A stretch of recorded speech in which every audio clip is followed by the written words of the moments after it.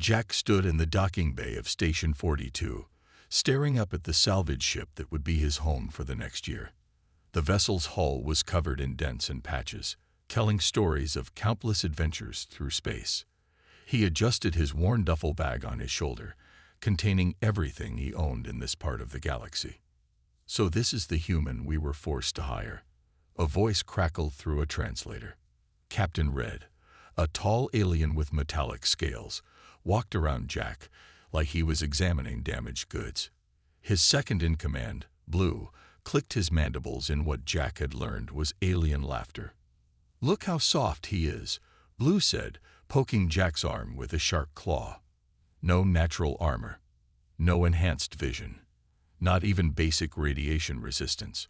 How did these creatures ever leave their planet? Jack kept his face neutral. He'd dealt with this kind of treatment before. Being the only human in this sector of space meant dealing with a lot of prejudice. But he needed this job, and salvage crews paid well, even if they treated their workers like dirt. "I'm a certified mechanic," Jack said, pulling out his credentials chip. "Top of my class at the Earth Engineering Academy." Red's inner eyelids blinked rapidly, a sign of amusement. "Earth Engineering? You mean those primitive combustion engines and basic metal welding? This ship runs on quantum fold drives and dark matter containment systems." The other crew members gathered around now. Green, the ship's navigator, waved her tentacles dismissively. "At least he can lift heavy things. Humans are good for manual labor, if nothing else." Jack bit his tongue. He'd worked on quantum drives before, but these aliens wouldn't believe him anyway. Better to let them think he was just muscle. Sometimes being underestimated had its advantages. "Fine," Captain Red said. "Show him to the crew quarters, Blue. And Human, try not to break anything with your clumsy hands. Our tools are more advanced than the stone axes you're used to." The crew burst into translator-assisted laughter. Jack followed Blue through the ship's corridors, ducking under pipes and cables designed for taller alien bodies. His small quarters were barely big enough for a sleep pod, but at least he had space for his tools. As Jack unpacked, his personal tablet beeped. A new salvage mission had just come in. Coordinates for a derelict ship floating in deep space. The preliminary scans made his heart race. The size and shape matched old Earth colony ships from before the alien contact era. Through his quarters' thin walls, he could hear the crew still making jokes about humans. Let them laugh, he thought. After 5 years working salvage jobs, Jack knew that old human ships often held surprising secrets. Their primitive technology had gotten humanity to the stars before they met aliens, after all. He lay back in his pod, a small smile playing on his face. Something told him this upcoming mission would be interesting. Very interesting indeed. The crew had no idea that their new primitive human knew more about old Earth ships than anyone in this sector of space, and Jack wasn't about to tell them. Not yet, anyway. Sometimes the best surprises came from being underestimated. The salvage ship dropped out of hyperspace with a gentle shudder. Through the main viewport, Jack saw it, a massive colony ship drifting silently in the void. His breath caught in his throat. He recognized the design from his history books, an Ark-class colony vessel from Earth's first expansion era. "That's a human ship." Green's tentacles curled in disgust. "It looks like it was welded together in a junkyard." Captain Red zoomed in on the hull markings. "ESS Pioneer." He read through his translator. What a primitive name for a primitive ship. Jack studied the vessel's profile. The Pioneer was nearly 3 kilometers long, built in sections like a giant steel spine. Solar panels stuck out like broken wings, and massive engine modules hung at the rear. To him, it was beautiful, a testament to human determination. "Look at those rocket engines," Blue laughed, pointing at the chemical thrusters. "They actually burned fuel to move, like cavemen throwing themselves into space. Those engines got us to the stars before we had your fancy quantum drives." Jack muttered, but no one paid attention. The crew guided their ship toward a breach in the Pioneer's hull. As they prepared for boarding, Jack noticed something odd about the damage pattern. The hole wasn't from a meteor strike. It looked like weapons fire. "Suits on," Captain Red ordered, "though I don't know why we bother." Human ships weren't even properly shielded against radiation. They entered through the breach, magnetic boots clicking against the old steel floor. Emergency lights still functioned in some sections, casting everything in a dim red glow. Jack felt a chill run down his spine. This ship had carried thousands of people, hoping to find a new home among the stars. How did they survive in here? Green wondered, her environmental suit glowing softly. The corridors are so narrow. The air would have been recycled by primitive filters. They probably didn't all survive, Blue said, kicking a piece of old equipment.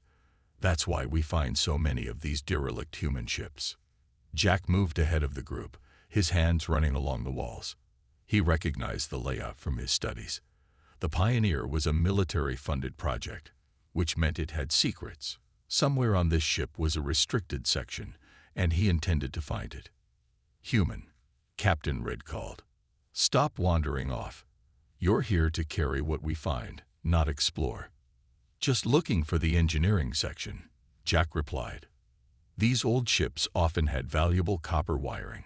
The aliens seemed satisfied with this explanation. Of course, the primitive human would think about primitive metals. But Jack was looking for something else. He'd seen the classified files about the Pioneer's mission. This wasn't just a colony ship. It was a testbed for experimental weapons. As the crew spread out to search for salvage, Jack smiled to himself. Let them mock human engineering. Soon they'd learn that humanity's primitive technology held dangers they couldn't imagine. He just had to find the right door first. After 2 hours of searching, Jack had slipped away from the main group. The aliens were too busy stripping valuable metals from the ship's medical bay to notice his absence. He moved silently through the dimly lit corridors, counting intersection markers. The military files he'd studied mentioned a hidden access point near the ship's spine. Most colony vessels had their restricted sections disguised as maintenance tunnels. The Pioneer was no different, except its secret area housed something far more interesting than spare parts. "Section M7, he whispered, running his gloved hand along the wall. There, a slight seam in the metal, invisible unless you knew what to look for. The aliens' advanced scanners would miss it, calibrated as they were for detecting energy signatures rather than mechanical secrets. His radio crackled. "Human, where are you hiding?" Captain Red's voice was angry. "Get back here and help carry these components." "Just checking some wiring," Jack replied calmly. "Found a good cache of copper in the walls. That would keep them happy for a while." He examined the hidden door. No power meant no electronic locks, just a simple mechanical system. The aliens would have been stumped, their technology too advanced to recognize such a basic mechanism. But Jack had grown up fixing old machines on Earth. From his pocket, he pulled out a small metal tool he'd made himself. The aliens had laughed at his primitive toolbox, not understanding that sometimes the oldest solutions worked best. He inserted the tool into a barely visible hole and twisted. Click. The door slid open with a soft hiss of ancient hydraulics. Jack's helmet lights revealed a narrow passage leading down into the ship's core. Warning signs in faded English covered the walls. Restricted access and military personnel only. "Human, report your location." His radio barked again. "Found some interesting salvage," Jack answered. "I'll bring it back to you." Not exactly a lie. He would bring something back, just not what they expected. He descended into the darkness. The passage ended at another door, this one heavily reinforced. The lock was more complex, but still mechanical. Jack grinned as he worked on it. The aliens thought humans were primitive for using physical security. They trusted their electronic systems too much. The second door opened to reveal a large chamber. Jack's lights swept across rows of weapon racks, most empty. But at the far end, something large sat covered by a dust-filled tarp. His heart raced as he approached it. "Look at all your fancy energy shields," he muttered, thinking of the aliens' mockery. "Let's see how they handle some good old-fashioned kinetic force." He grabbed the tarp and pulled. Metal gleamed in his headlamp. A massive barrel assembly mounted on a swivel base. The prototype railgun, exactly where the files said it would be. A bang echoed from above as something hit the hull. Jack's radio exploded with alien voices shouting in panic. Pirates. Multiple ships dropping out of hyperspace. Jack smiled as he began powering up the ancient weapon. Time to show his alien crewmates what primitive human technology could do. Jack's hands moved quickly over the railgun's control panel. Despite decades of disuse, the weapon's basic systems hummed to life. He'd studied these designs extensively, the last generation of pure kinetic weapons before humanity adopted energy-based technology from their alien contacts. The prototype was massive, almost 4 meters long. Its barrel could accelerate metal slugs to speeds that would tear through any known ship's hull. Most importantly, it would punch right through energy shields designed to stop plasma and laser fire. "All hands, battle stations." Captain Red's voice was tight with fear. "Multiple pirate vessels approaching. Their weapons are charging." Jack ignored the radio chatter as he checked the railgun's ammunition feed. The magazine was still loaded with tungsten rounds, each the size of his fist. The weapon's power cells, isolated from the ship's main systems, still held a charge. Someone had prepared this gun for long-term storage. A violent shake ran through the Pioneer's hull. The pirates were firing warning shots. Above, Jack could hear his crewmates scrambling to their defensive positions. "Their shields are at maximum power," Blue reported. "Our standard weapons won't penetrate." Jack allowed himself a small smile. Of course their weapons wouldn't work. Pirates used stolen military-grade shield technology. But those shields were designed by aliens, for aliens. They never considered defending against simple physical impacts. He began the railgun's startup sequence. The capacitors whined as they charged, a sound that reminded him of Earth's old electromagnetic laboratories. The targeting system was basic, just a digital scope with range finding. No AI assistance, no quantum targeting. Pure human engineering. "We need to maintain power to the shields," Green shouted over the radio. "The pirates' weapons will tear us apart." The railgun's display flickered to life, showing simple targeting graphics. Jack had to laugh. The interface looked like something from an ancient video game. The aliens would have found it hopelessly crude. But crude didn't mean ineffective. He ran a quick diagnostic. The magnetic accelerators were functioning perfectly. Whoever designed this weapon had built it to last. The barrel assembly rotated smoothly on its mount, and the autoloader cycled around into position with a satisfying clunk. Another blast rocked the ship. The pirates were getting serious. "Hull breach in Section 3. Blue's voice was panicked. "Our shields can't take much more." Jack checked the weapon's readouts one final time. Everything was green. He grabbed the controls, feeling the solid mechanical response.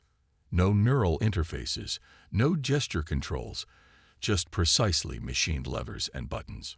"Someone find that useless human," Captain Red commanded. "We need every hand at battle stations." Jack keyed his radio. "Oh, don't worry," he said calmly. "I found something interesting in this primitive ship of ours, something that might surprise our pirate friends." "This is no time for your human nonsense," Red shouted. "We need." Another hit cut off the captain's words. Jack settled into the gunner's seat, wrapping his hands around the controls. Time to show them what human nonsense could do. The railgun hummed with power, ready to fire.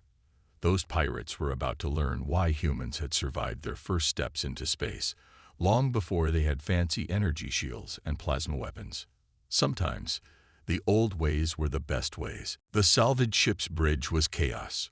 Warning lights flashed as another pirate blast slammed into their shields. Captain Red's metallic scales were dulled with stress as he barked orders. "Divert all power to forward shields," he commanded. "Blue, target their lead ship's engines."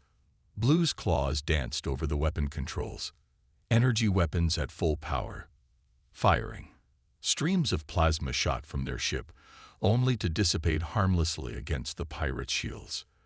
Their shield technology is military-grade, Green reported, her tentacles writhing in anxiety.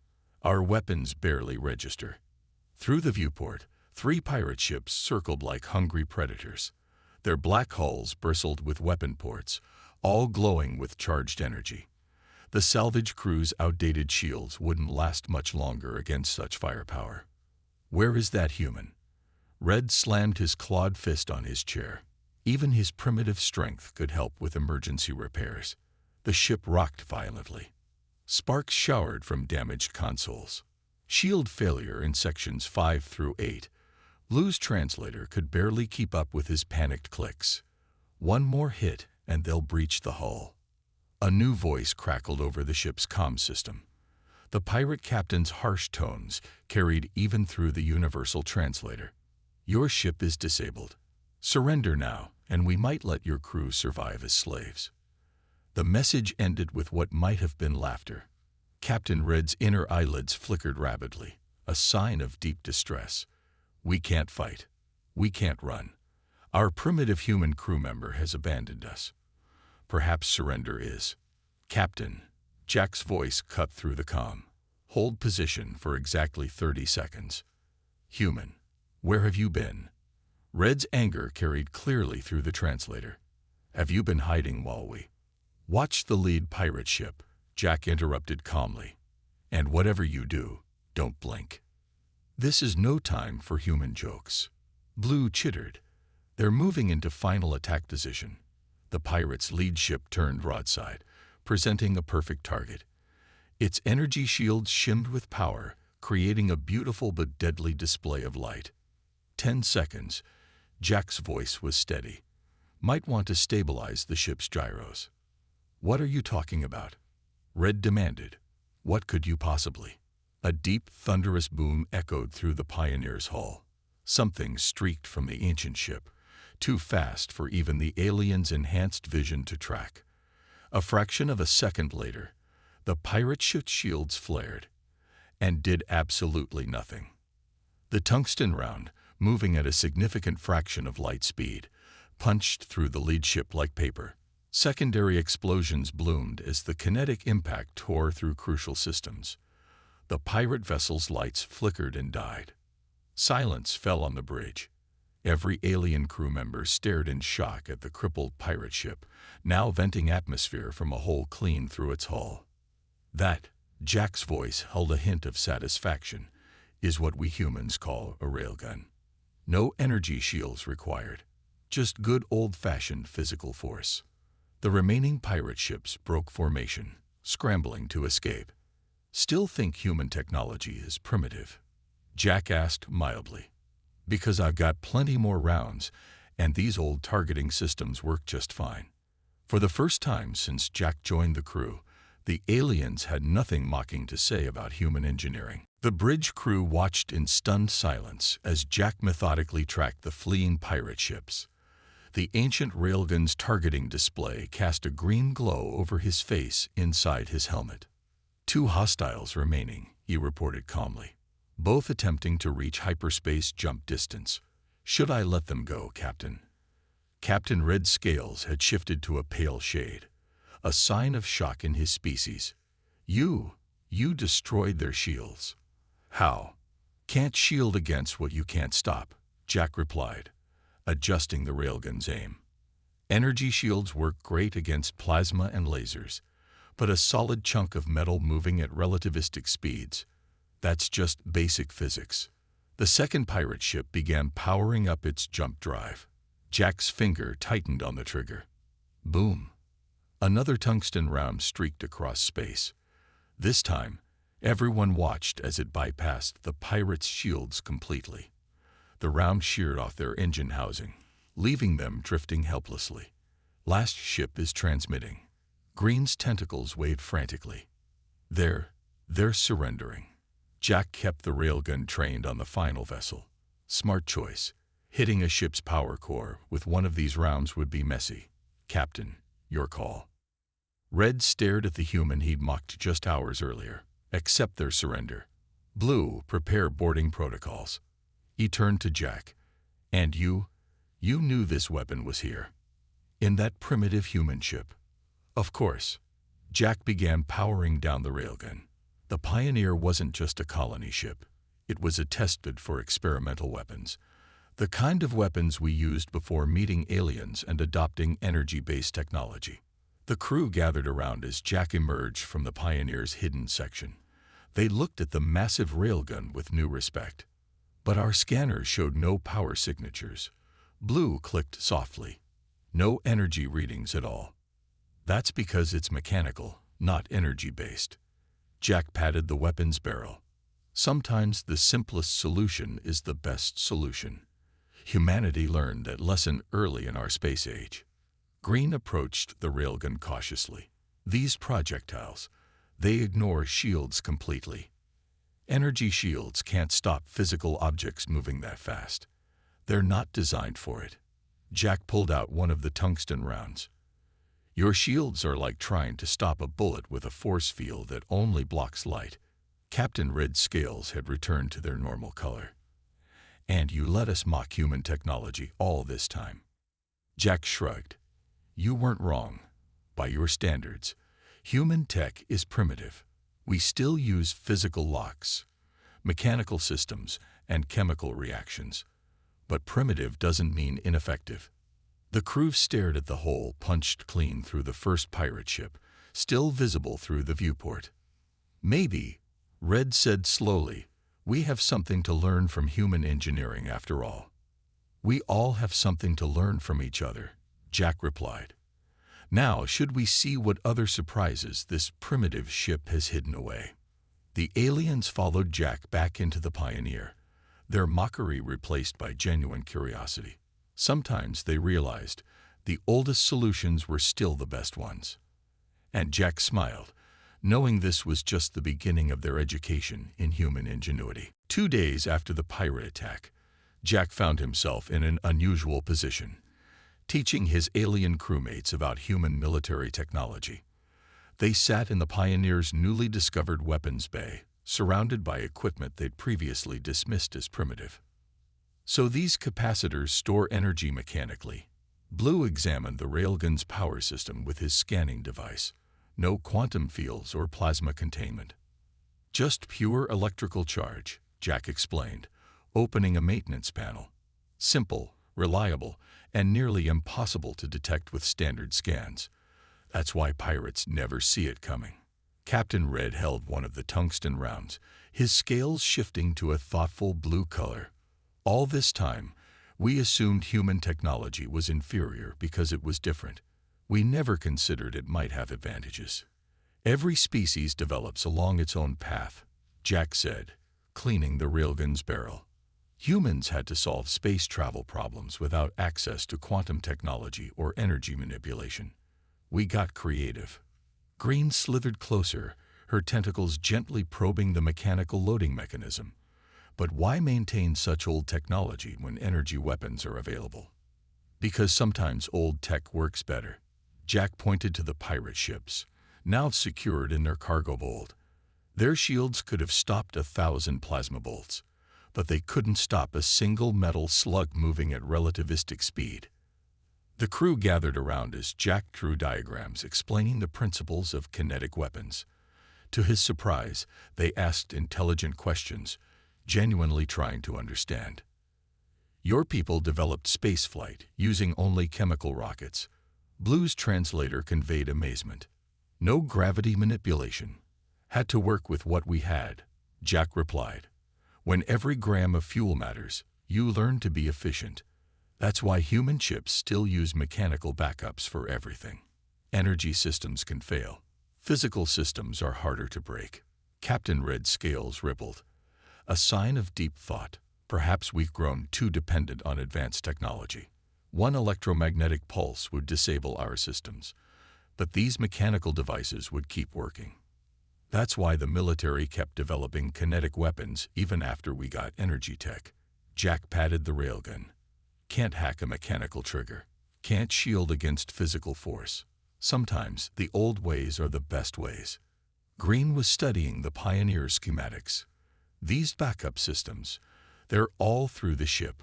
Life support, navigation, even waste recycling, all with mechanical alternatives. Humans don't like depending on any single system, Jack explained. We learned that lesson early in space exploration. Redundancy saves lives. Captain Red approached Jack, his posture formal. We owe you an apology, human. We judged your species' technology without understanding it. That was primitive of us. Jack smiled. No apology needed, Captain. Every species has something to teach the others. Maybe it's time we all started learning. The aliens nodded in agreement. Their mockery had been replaced by genuine respect, not just for Jack, but for human ingenuity itself. Now, Jack said, grinning, who wants to learn how to shoot this thing? Pirates aren't the only ones who need to update their tactical knowledge. The enthusiastic response from his crewmates told him everything had changed. Sometimes it took a show of force to earn respect, but it was what you did with that respect that really mattered. Word spread quickly through the space lanes. At every port and station, crews whispered about the salvage ship that had taken down 3 pirate vessels using ancient human weapons. The story grew with each telling. Jack sat in Station 42's bustling cantina, watching as his crew handled their newfound fame. Captain Red was holding court at a large table, his scales gleaming with pride as he described the battle. The pirates never knew what hit them. Red's translator boomed across the room. Their fancy shields meant nothing against human kinetic weapons. Speaking of which, Jack, come tell them about the railgun. 6 months ago, they wouldn't have even let him sit at their table. Now, other alien crews leaned in eagerly as Jack explained the basics of projectile weapons. We've had 5 salvage companies ask about searching other human colony ships. Blue clicked excitedly, waving a datapad. They're all offering partnership deals. Bet they're not calling human ships primitive anymore, Jack said with a smile, sipping his drink. A tall alien captain from the outer rim approached their table. Is it true? Can these human weapons really bypass any shield? Physics doesn't care about your energy field, Jack explained. A fast-moving object has to go somewhere. If your shield can't stop it, your hull has to take the hit. The alien captain's multiple eyes blinked rapidly. We lost 2 ships to pirates last month. Their shields were impenetrable to our weapons. Perhaps we should discuss a contract. Green, who was now the crew's expert on human mechanical systems, joined the conversation. It's not just the weapons. Human backup systems saved our ship 3 times last month. No computers needed, all mechanical. News terminals around the station were playing footage of their battle, captured by the Pioneer's old camera systems. The video showed the railgun round punching through the pirate ship's shields like they weren't even there. The Galactic Salvage Authority wants to register us as specialists in human technology recovery, Captain Red announced proudly. They're offering exclusive rights to search colonial sector ships. Jack leaned back, remembering how they used to mock human engineering. Now they were practically experts in it. Blue had even started carrying mechanical tools alongside his high-tech gear. We've received 7 distress calls this month, Green reported, her tentacles dancing with excitement, all from ships wanting escort through pirate territory. Our reputation is spreading. And to think, Blue clicked softly, we almost passed on hiring a human crew member. Captain Red raised his drink. To human ingenuity. Sometimes the old ways are the best ways. The cantina echoed with cheers. Jack watched as aliens from a dozen species began asking questions about human technology. The barriers were breaking down, species learning from each other instead of judging. The military's interested too, Red said quietly to Jack. They're reassessing their defense strategies. Seems energy shields aren't the perfect protection they thought. Jack nodded. The universe was changing, all because pirates had attacked the wrong salvage ship. Sometimes the biggest changes came from the smallest moments. So, Captain Red's scales shifted to a questioning purple, ready to go find another human colony ship. Who knows what other surprises your ancestors left for us to find? Jack grinned. The adventure was just beginning. 1 year after discovering the Pioneer's railgun, Jack stood on the bridge of his own ship. The Human Touch was a modified salvage vessel, equipped with both modern alien technology and restored human weapons. His mixed crew of aliens and humans worked together seamlessly.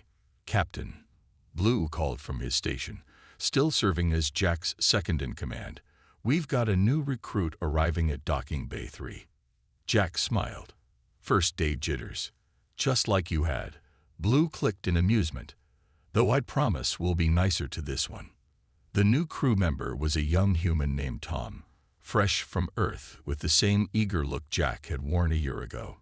He stood nervously in the docking bay, clutching a worn toolbox much like Jack's old one. "Welcome aboard," Jack said, extending his hand. "I see you brought mechanical tools." "Yes, sir," Tom replied, looking anxiously at the alien crew members. "I know they're primitive compared to—" "Never call them primitive," Green interrupted, her tentacles moving in what Jack now recognized as a friendly gesture. "Those primitive tools saved our lives more times than I can count." Tom's confusion was obvious. This wasn't the reception he'd expected from an alien crew. "Let me show you something," Jack said, leading Tom through the ship. They stopped at a massive window overlooking the cargo bay. Inside sat the restored railgun from the Pioneer, along with other recovered human technology. That's a Mark 7 kinetic driver." Tom's eyes widened. "I've only seen them in history books." "Still works better than plasma cannons against pirate shields," Blue clicked proudly. "We've restored 12 more from other colony ships." Captain Red's voice came over the ship's comm. "Jack, want to show our new crew member how we deal with pirates in this sector." "Perfect timing," Jack grinned. Through the viewport, a pirate vessel appeared, weapons charging. Tom watched in amazement as the alien crew efficiently loaded and operated the human weapons. The pirates, seeing both ancient and modern weapons targeting their ship, fled without firing a shot. "That's the third group this week that's turned tail," Green said happily. "Our reputation precedes us." "The galaxy's changing," Jack told Tom. "We're learning to combine the best of all our technologies. Human mechanical engineering, alien quantum physics. It all has its place." "Is that why your crew is mixed?" Tom asked, watching humans and aliens working side by side. "Every species has something to teach," Jack replied, "and something to learn. Remember that, and you'll do fine here." They reached Tom's quarters, much larger than the closet Jack had started in a year ago. Inside was a workbench equipped with both human tools and alien tech. "Get settled in," Jack said. "Tomorrow, you start learning how to maintain a railgun. After that, Blue will teach you quantum mechanics." Tom looked around in wonder. "This isn't what I expected when I signed up for a salvage crew." "Life's full of surprises," Jack laughed. "Just wait until you see what we found in the last colony ship we salvaged." As Jack left the new crew member to unpack, he smiled. The cycle had come full circle. Somewhere out there, another ancient human ship was waiting to be found, filled with more primitive surprises for an increasingly respectful galaxy. Sometimes, the best future came from understanding the past.